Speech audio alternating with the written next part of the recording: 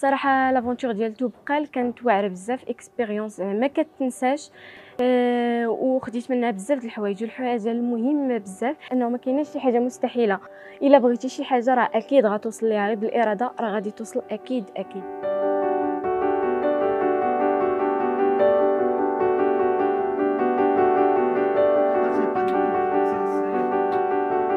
جمعية التعليم الجامعي تأسست سنة 2007. اليوم عندنا 192 طالبة. دور الجمعية ديال التعليم الجامعي هي محاربة الهدر المدرسي وإيواء التلميذات اللي كيسكنوا بعاد على المؤسسات التعليمية. الرحلة ديال توبقال بالنسبة لنا واحد الحاجة جديدة تضافت للجمعية، والحمد لله مع السيد جون بيير عطاتنا الفرصه لينا حنا كدي ريسبونسابل ديال دور الايواء بالنسبه للفتيات باش نتعرفوا على المحيط ديالنا، فهمونا المنطقه ديالنا، وخرجنا من هذه الرحله بواحد ليسبري كبير. كانت مدرسه، تعلمنا نخرجوا من الدار، تعلمنا كيفاش نتعاملوا مع بعضياتنا، نعاونوا بعضياتنا.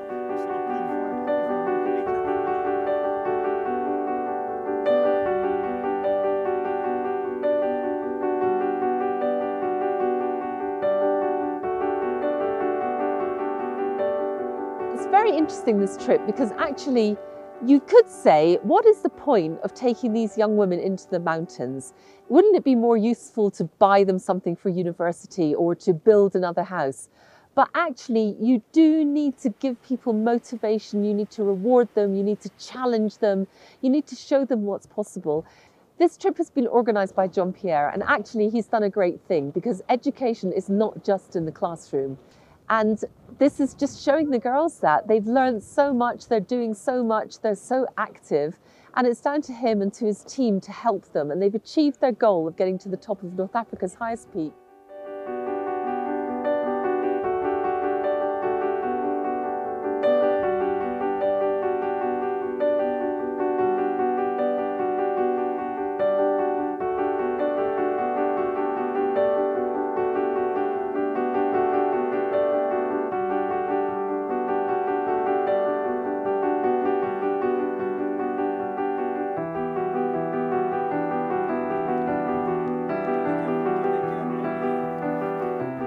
بالنسبه لهاد الفتيات وبالنسبه لنا حنا كمسؤولات في هذا اننا نطلعوا للقمه ديال توبقال، صراحه واحد الانجاز عظيم.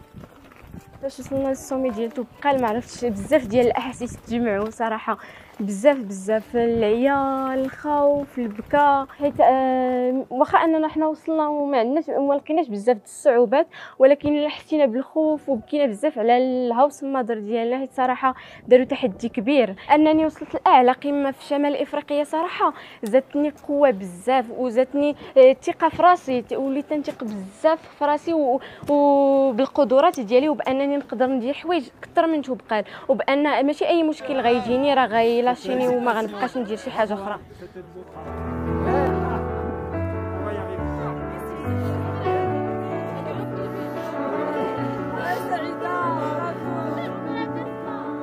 وفاش سالينا من التراجي ديال توبقال هبطنا لولاك ديفني، وصراحه واعر باش انك تمشى في وسط الحجر وفي وسط الجبال وفي الاخر تلقى الماء وتلقى لاك بحال هذاك، راه شي حاجه زوينه بزاف. وبغيت نقول ليكيب اللي كانت معنا في التراجي كامل ميرسي بوكو، والله كان الامان بزاف، حسينا اننا وسط العائله ديالنا، زعما داروا خدمتهم اكثر من اللازم، دارونا بحال خواتاتهم بحال بناتهم. وبغيت نقول ميرسي بوكو لمسيو سعيد صراحه على هذه الفرصه، حيت ماشي اي واحد كتعطى هذه الفرصه، صراحه جاتنا بحال اون كادو في الاخر ديال العام، من بعد عام ديال التعب والخدمه باش اننا نشدوا الباك ديالنا، في الاخر جا هذا الفواياج بحال شي كادو ارتحينا فيه، استمتعنا واستفدنا في نفس الوقت، حيت كانت خرجه ايديوكاتيف.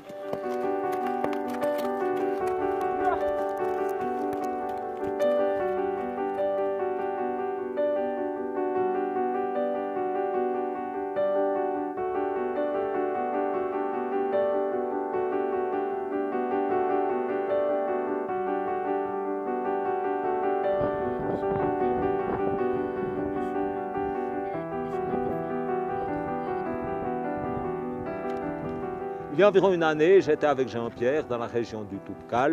Le projet de Jean-Pierre était de faire monter au sommet du Toubkal une partie ou la totalité des filles de cette institution On vient de le faire aujourd'hui, l'occasion de faire cette ascension du Toubkal avec la totalité des filles qui étaient présentes ici. Et puis aussi le fait de parler de leur culture, de leur pays, finalement toute cette série d'informations qu'on trouve sur Internet, mais qui ont tellement plus de valeur quand on l'échange en direct, quand on l'échange en voyant le regard des gens. C'est donc pour moi un immense plaisir, d'une part, de marcher dans ces paysages qu'il faut reconnaître sont splendides, et d'autre part d'échanger. Tout cela sous la houlette, je dirais, de professionnels de la marche, parce qu'il faut quand même souligner que faire monter tout ce monde, je dirais, jusqu'au sommet du Toubkal, c'est vraiment du travail de pro.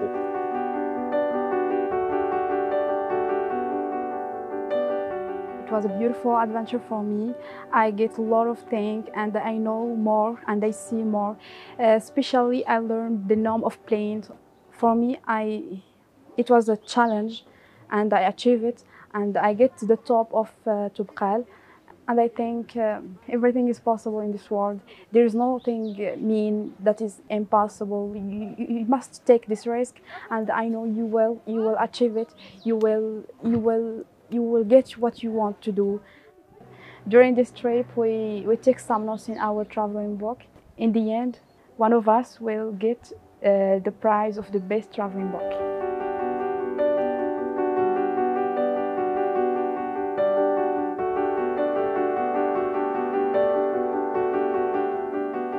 ختم هذه الرحلة هي زيارة ديالنا الوصول ديال الورزازات والزيارة ديال المركب ديال الطاقة الشمسية تبارك الله اللي كان كبير وتفاجئنا فيه بهذاك الضخامة ديالو بهذيك التكنولوجيا اللي فيه كنا تنشوفو غير من التلفازة من بعيد ولكن تكون في وسطو تشوف ديك الضخامة ديالو كتفتخر بالمغرب وكتفتخر بحال هاد المراكز الكبيرة اللي كاينة في المغرب اللي غتعطينا ان شاء الله واحد مستقبل كبير لينا حنا للتلميذات ديالنا. C'est ma deuxième expérience avec le guide Jean-Pierre Datcharé. Mais la chose nouveau qu'on ajoute dans ce voyage, c'est la visite de centrales solaires. C'est l'une des plus grandes centrales dans le monde. Et vraiment, j'ai la chance de la visite. Grâce à Monsieur Jean-Pierre Datcharé et Education for All, j'ai découvert que le Maroc, c'est un bon pied pour marcher et pour faire beaucoup de choses. Et j'espère de faire un tel voyage.